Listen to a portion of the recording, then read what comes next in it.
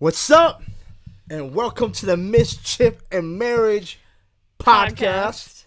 I, Rashawn Dozier, am your host, and my beautiful co-host, Michelle. Rocking with me, loving me, attracted to me, all those things. You know, we were arguing before we started because my bride thinks that it should be Michelle and Rashawn. I just didn't know it had weight behind it. I didn't know it mattered that much. I think it's all about how it flows, right? Like Rashawn and Michelle versus Michelle and Rashawn. And so I'm going to leave it to you all because we trust that you all will tell us what you think. Should it be Rashawn and Michelle or Michelle and Rashawn? Y'all are fair. Like, y'all are honest, and we always enjoy your feedback because I know one thing about our community is that they're going to prioritize the black male. Oh. No, my goodness. No, I'm joking. But if you don't, I really will feel a way about it. Let us know. Is it Rashawn, Michelle, Rashawn? Anyways, welcome. Hello. To the show. We absolutely love you. Thank you. Do me a favor. If you don't already, please like and subscribe to the podcast. Like, it's going to help us grow our reach on YouTube. Yep. It's going to help us get the message out a little bit more. Yep. Not that our message is the be-all, end-all, but we believe that conversations about relationships can catapult you into the next season that God has for you. So if you could like and subscribe, that would mean the world to us. We want to be able to bring you more of these, go deeper, spend more time having this conversation about the messiness, the mischief, but also the beautiful parts of marriage. Right. And so I don't have a fair or foul this week. I have the fair or foul this week. So we already know that it's... He doesn't even know what it is. I have zero idea, so I'm uncomfortable. But I'm going to sit back, and my bride is going to take the steering wheel. Jesus, take the wheel. So if you're going or plan to go shopping, and you have something in mind that you're going to look for, so perhaps I know that I want to go and look for a bathing suit. Is it fair or foul if then he ends up going and looking for stuff that he wants for himself, and it's not just a shopping trip for me, it ends up tending to be something... Go ahead and finish. Okay, so I'm trying to flip it and work it this way. So we were going for some shoes for him. Thank you, because I was sitting over here so confused just now. And then I was like, he's like, well, where are you going? And I said, well, I'm going to go look in my section. Like, look in the clearance aisles. Help me. And so he's like, oh, so see, if this was for you, I wouldn't be able to step off. I was like, what do you mean? Is it fair or foul? He was going in to look for shoes. Can I go look at my section too? Or should I have to stay with him because he's looking for shoes? Fair or foul? No, I say fair. I'm allowed to go look at some stuff. Let's break it all the way down. I wasn't going to look for shoes. I was going to get shoes. There's a difference. I knew what shoes I was going to get, where they were located. It was going to take me 94 and a half seconds. So I wasn't allowed to go look at my section? No, I want you all day long to go look for the things that your heart desires. If God is leading you, who am I to say, Father, no? Why'd you get mad, though? This You were is why tight I got over mad, it. because you were tight over it in the store. It was going to take 94 and a half seconds for me to do it. We ended up being in the store 94 and a half minutes. I had diarrhea. I had to go to the bathroom in the store. Like, you know, I don't like going to the bathroom in the store. The kids were running around, and instead of me just getting the shoes, we spent hundreds more. But, are you happy? I didn't get anything for myself. So all that, and you're still not pleased? All that, fair? I just went to look to see if anything was intriguing. I walked out of the store empty-handed. We had a bag of stuff for everyone in the house, empty-handed, but me. But you had a full heart. Anyways, the fair or foul is, am I allowed to go look at my section just because we all had the intent? The only reason that we were there is for him, but can I go look at my stuff? Foul! Foul on the play. It's foul. When I tell y'all, listen, if I see anything other than foul, I'm jumping out of the community. I'm going to get myself out of the group. It's going to be just you on this podcast because that means y'all are biased. It's definitely You just said that they were for the black man, so now they're not? What's the deal? We're going to see today. Hey, I can't wait to watch the comments. We're going to learn today. Anyways, hey, thank you. That's a good fair or foul. That was from a personal place, and I appreciate it because, honestly, like, I'm looking at the shoes that I got right here. Like, it took me no time. We were in that joint an hour and a half, man. They probably And call regardless, y'all, I literally came out with nothing for myself. So I just went to like. So sacrificial of you. So sacrificial. You're so good. It's so good. It's been a daunting task. But you know what? Interesting. That is what makes us different. Like, there's differences. Like, the way I go shopping is not going shopping. I go to grab an item that I don't feel like ordering online. Yeah. And you don't shop much, but when you do, you like to look around. Yeah. See what's there for you. You take your time. I think it's And I like asinine. to try things on. There were a pair of pants that I wanted to try on that I was walking the door and I was like, oh, these are cute. And he's like, yeah, just grab them. And I'm like, no, I have to try these on. I don't know if they're going to fit around my waist, around my hips. I don't know how long they are. It's not going to work. I'm over here so tight about it. And so those are differences, right? Like, of the many differences we have, that's definitely one of them. But here's the thing. Like, if you're in a relationship, you're going to see differences. Yep. I mean, like, right now, as you're listening to this, are you different than your spouse? Yeah. Like, in what ways are you different?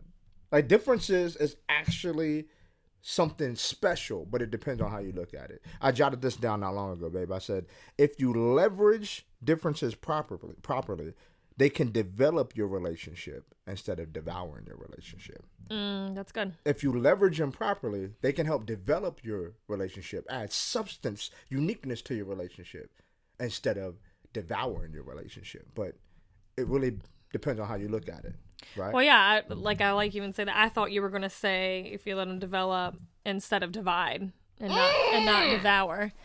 That's better. But that's better. That's what I think of. Like, so many times people are like, he's just so different than me. Whew, Lord knows I could not be married to a male version of me. Like, bottled full of anxiety all the time, worried, not super adventurous. I do talk. I tend to like talk in my safe realm, I feel like. Yeah, you do.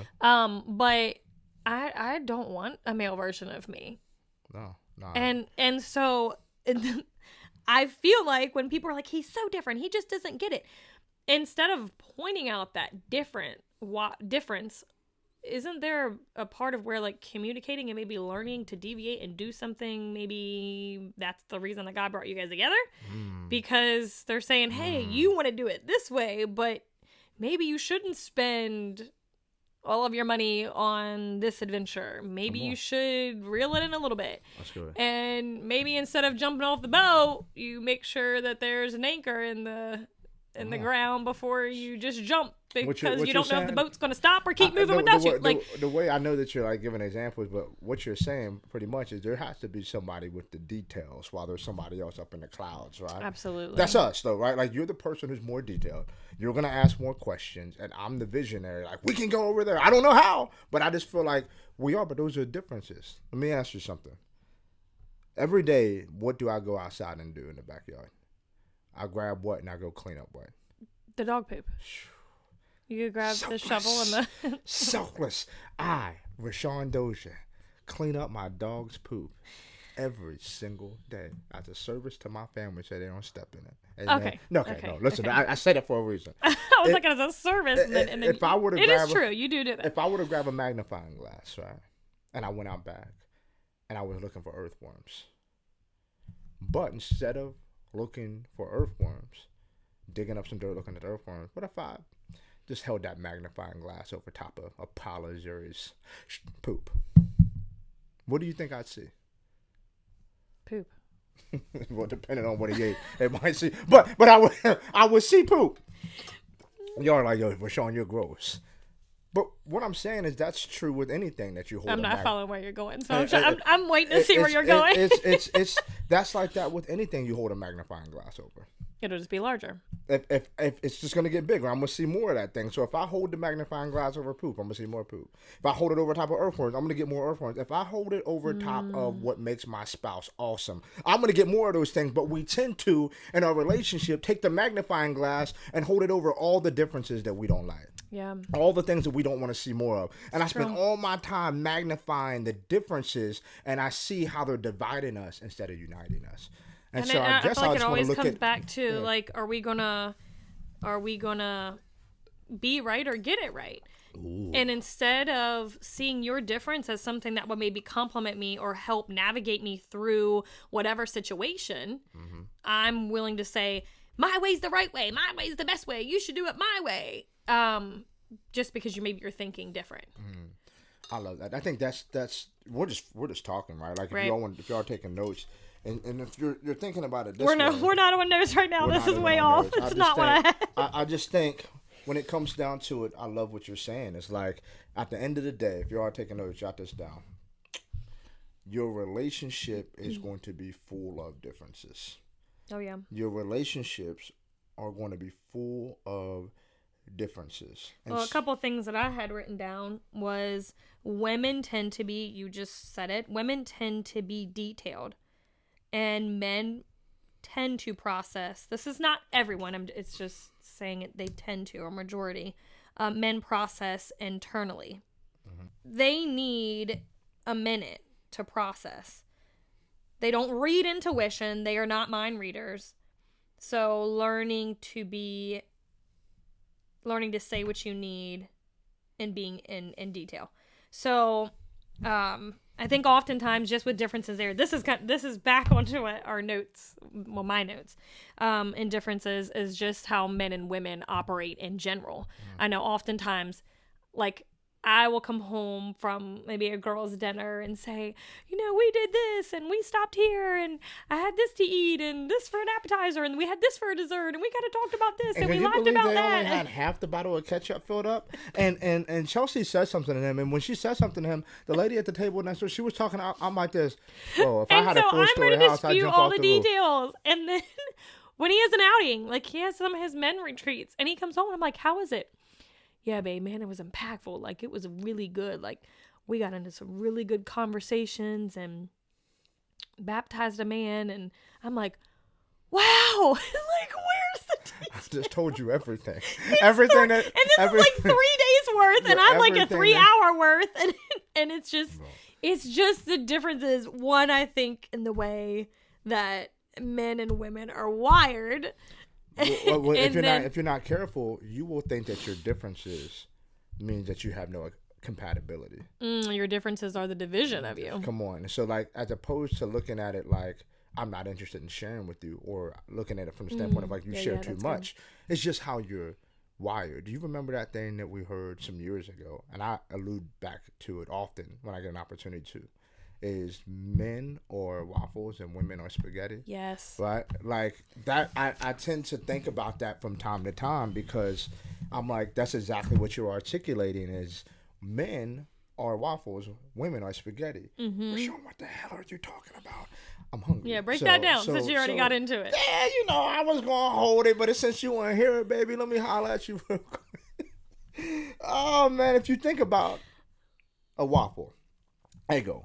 Blueberry, delicious, with 2 eggs, over easy. But just the waffles themselves. If a man tends to be like a waffle mentally, right? Because a waffle has 100 of those little individual spaces. And if you're anything like me, on a bored day, I will take syrup sometimes and put it in one little space and then another little space. I do that when I'm bored. I know I don't have a lot going on sometimes, right? Learning something new now. And so, but interestingly enough, men can compartmentalize their lives just like that. And so a man can have all hell breaking loose at work. And a man can get in his car and be done. Come home, be with his family, and not even think about what's going on. A man can have something going on with his mother or his mother-in-law or his family and be 100% cool with his wife. Or at the same time, I could have issues going on with you, which I have. We've had issues and turbulence in our marriage, and nobody will know when I'm outside of this home. Why? It's a gift and a curse. Men can compartmentalize because we're wired to go do something without all the emotional entanglement. Yeah. But a woman, thank God, when it was working for me, women are like spaghetti. If you think about a pile of spaghetti, every single strand, every single noodle is touching a noodle that's touching another noodle. That's why at night, you can lay down in the bed, and in 3 seconds, I'm gone. I'm asleep. Oh, And you're I thinking, wish. something happened earlier. Did Rashawn leave the lights on? Is the car doors unlocked? If they're unlocked, somebody could break in. Oh my goodness, I have clothes in the washer that I didn't put in the dryer. And like you're thinking about all this It's stuff. so And the kids true. have a doctor's appointment next week. And I hope Ari's okay. And if something's not right, then we're not going to be able to go on vacation. Like all of this stuff at the same time. Meanwhile, My brain, y'all. I'm out. Anybody else with me? Differences. So women over, and I'm not saying everybody, don't cancel me. I know how y'all are. Well, that's not every woman. Sit down. Right. Just sit down. Right. And it's We're not just every talking. man, or it could be totally flipped and vice versa. I We could be know a doing the couple. different I know a roles. couple in my mind right now. They're like, the Yes. man tends to think more. Everything's connected, and the woman's more able. She's able to Just compartmentalize. rigid, ready to go. I don't even want to say rigid. She's just Focus, singular Yes. focus, and she can compartmentalize. Yep. So it's not everybody, but overwhelming. The majority of women that I've met, and somehow, some way, are kind of like the spaghetti. And men, a lot of the ones that I know, are like waffles. It's like we're going to compartmentalize and get the job done. Why? Because we're different. Right. And so before we just get into some content, I asked you and challenged you to talk to each other. Like, pause this. Like, hey, am I like a waffle? Am I like spaghetti? Because here's the cool thing. Your wife being like spaghetti or your husband being like spaghetti, it doesn't mean that you're not compatible. It's actually a good thing depending Right. on how you leverage it. It can develop you, not divide you. So what else you got, babe? learning how to love each other through the differences. All, like, comes into play. Different backgrounds come into play for why you have differences. Can we talk about that? Sure. And just having to learn and to figure out what works for our family now. So certain things that my family did traditionally or didn't do, I not necessarily want to carry everything over into what my family did. Absolutely. And so, or maybe you want to carry some things over, certain recipes, thank God. Hey, thank you for saying that. Hey, I know joke, man. And you know what interestingly enough, what some of the symptoms for COVID were early on, right? They were What? like, hey, if you don't have any taste, if you can't taste or smell, there's a chance you could have COVID. And I did not know this back when you and I first started dating. And it's crazy. Oh my gosh, like I know somebody in your family had made something. And I had put that thing, I took a big bite because everybody had talked about how fire it was. I was like, bro, I got put some on there. It was looking sus. But I said, let me go ahead. I know, you know what I'm saying? I know my family. I know how we throw down. But let me just, everybody hyped it up. I put it on my plate. Bow. I took a huge bite. I couldn't smell or taste. And this is pre-COVID. And that moment, I had COVID symptoms. I didn't even know it. I said, hold on, something's wrong with my taste buds. And so I got the other joint on the side that they said that they made was fire. Took a bite of that. Stop. Tasted like nothing. I said, I ain't never had food. I got COVID before COVID. Come to find out, they didn't use any accent, garlic powder, onion powder, seasoning, salt and pepper. Lowry, what up, Aunt Chrissy? I know you. We season. There's a difference. But hey, we worked that out. I appreciate you saying that. And some white people season it before we get canceled over that too. I use season it. I use this. Okay. But We're just talking about us right now. You talk about you. Talk about your family. We're talking about our experience. Differences. Differences. Say. So anyways, that carries into your marriage. I'm going to put you on the spot, and I can't remember. I think that you had talked about certain people we're all kind of like onions. Can you go into that? I'm kind of putting you on the spot. Do you remember recalling that we had talked before about this, and you were talking about onions and there's just the multi layers of people. Yeah. And I think that that's a really cool analogy. I don't know where you got that, but I don't know where I got it either. Just to even break that down, I think it's just important for just knowing whoever you encounter in general. Everybody. Everyone's like an onion. Like if I'm 36 years old, I know I look young, but 36 and you'll be 36. I'm still 35. For not even 5 more days. Let's put it out there. By the time y'all hear this, she might mess around and be 36. My goodness. So no, like we're all onions, right? Like even when you meet somebody, you don't get straight to the core of that person. There's many layers you got to work through. And at each layer, you find out a different level or different version, different experiences of this person because your past paints a picture for the present. But depending on what you bring into the present, that present can actually create poison to your future. And so you have to, as you're talking about peeling back these layers, you got to understand that we're all onions, right? And some of us might smell like onions, which is gross. If you smell like an onion, go take care of yourself. Take a shower, right? I was behind somebody. Side note, reel you back in. Yeah. Listen, man. I was behind somebody at the gym the other day. I said, yo, who's making garlic, bro? Dude, right? I said, Rudy got to take care of himself. He's an onion, though. You get what I'm saying? He's an onion, and he's still working. He got layers, He might too. be using natural deodorant. For my natural deodorant people, I love that y'all are doing everything you can to stay safe. But the only thing ain't safe are my nostrils when I'm next to y'all, bro. I'm telling you, natural deodorant. And anyways, so peeling back people's layers.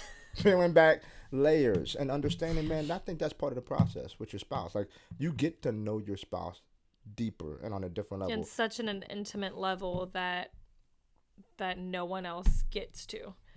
And being able to peel back those layers and see them for who they are and continue to love them through it. Yeah. And I think just understanding that, man, I feel like communication comes down to everything, and I don't want to revert back to communication for everything. But it really is the main core of any relationship. Communication is, I always say this. I say this with my corporate clients. Communication is the bridge between clarity and confusion. And if you're experiencing confusion in a relationship, that means somewhere along the line, the bridge is broken in terms of communication. Yeah. Yeah. And that's so good. Man, just clarity, and you have to communicate to provide that clarity. And I think just understanding and learning to respect the other person's opinion, even though it may be different than yours. I know oftentimes, you've gotten upset, or we've talked to another couple we know, and their situation where he's like, you want to justify your response or my answer or why I acted the way that I did. And I think that that's simply me wanting to share so that you know where my heart is, and maybe understanding why I think differently. My wife, as beautiful as she is, has a very ugly side. Don't let the pretty eyes fool you. She doesn't say sorry well. And so one of the differences, you see how, like, we don't go to therapy, we just work through it in real time for y'all. Mm-hmm. You're welcome.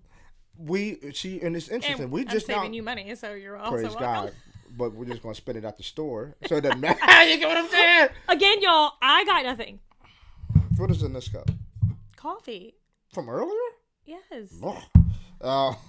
So difference with she doesn't say sorry, but it would interesting. We just found out, like, it's not that you're not sorry. You want me to understand the heart behind it. You think sorry sometimes it's a cop out, and you help me understand it is for a lot of people.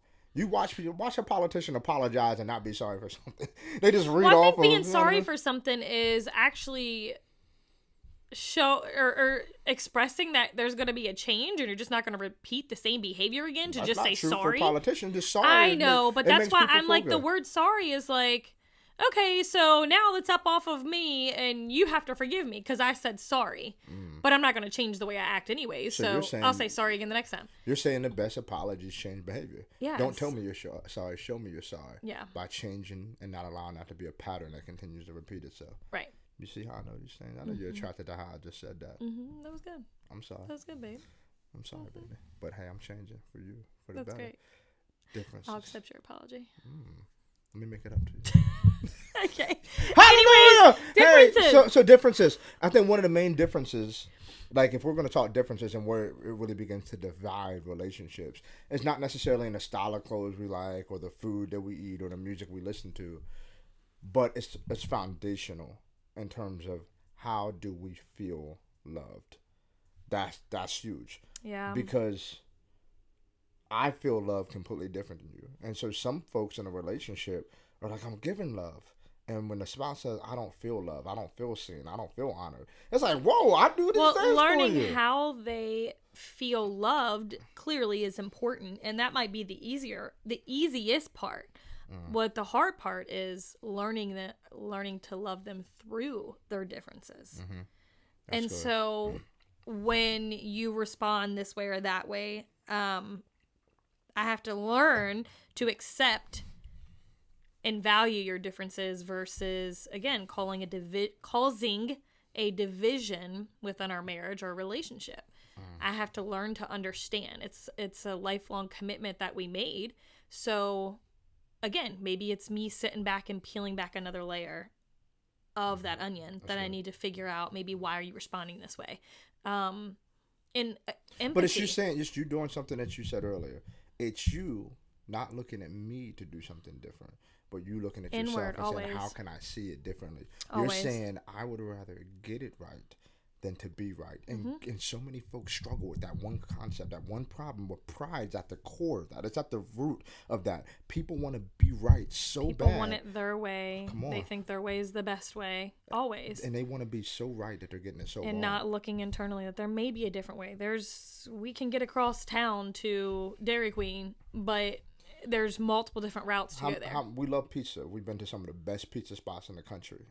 They're delicious. They all make it differently. Right. You know what I mean? Like there's multiple ways to make tortilla soup. Right. But we've had some fire cups of soup, right? And it's like there's different ways to do things, and to get it right means like, yo, my way is not the only way. In fact, if I'm listening, my wife's way might be better than my way if I'm willing to humble myself, drop the ego, and get it right. Getting it right builds my marriage. Being right and if we want to breaks my marriage. If we want to get biblical with it, I mean, the Lord said it is not good for a man to be alone.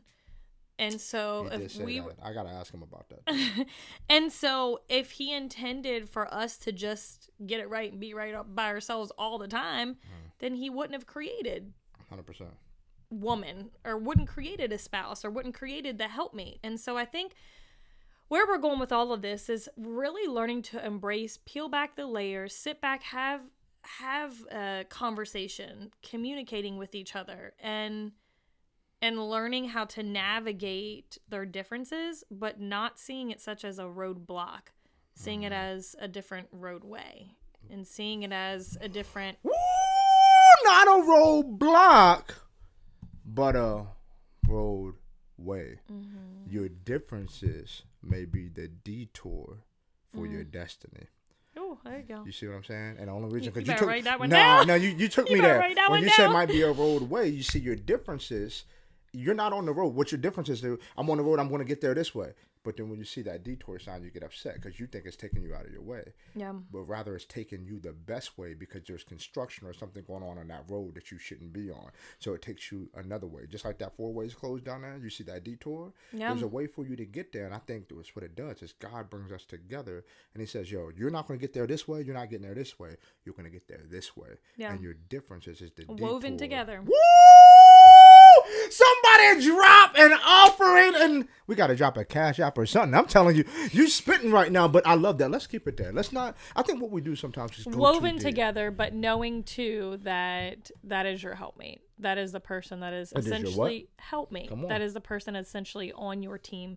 That is who, if you are in prayer, maybe that's something that you need to do. God, like I pray that you allow me to see my spouse as my helpmate. And not someone that's just surviving and us trying to just butt heads every single day. No. That I'm praying that I'm learned to value and see their differences and see them for who God created them to be.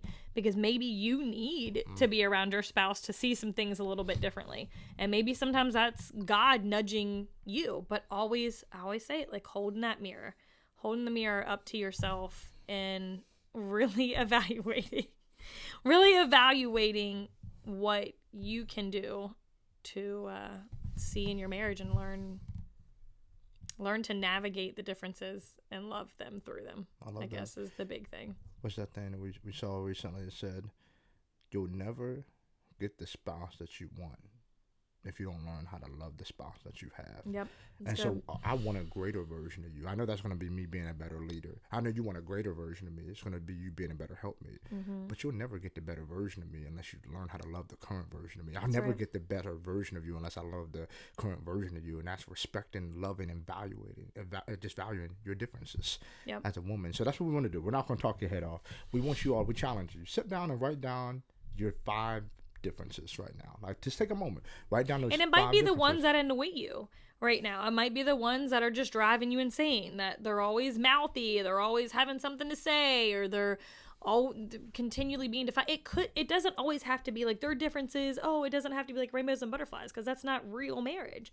So learning to write down even the ones that maybe don't feel good, and then being able to talk and communicate and say, hey, your difference is here, and then provide a moment where you can say, hey, I respond this way over this, or I view this situation like that because of maybe a past.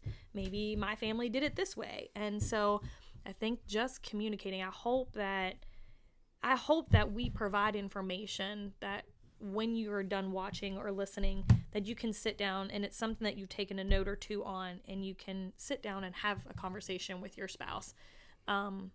And it tends to build a better relationship for you. Again, we are not therapists. We are not counselors. We are not any of the above. Just two people that want to be able to help others and share through our experiences and ups and downs, whatever life has thrown our way. And just to encourage you to stay married, stay in the relationship. If you're not married, I hope this is tools that can help you even in your relationship as you're navigating getting married. I love it, man. You landed the plane so well for us. Thank you for that. I enjoy listening to you. You're smart.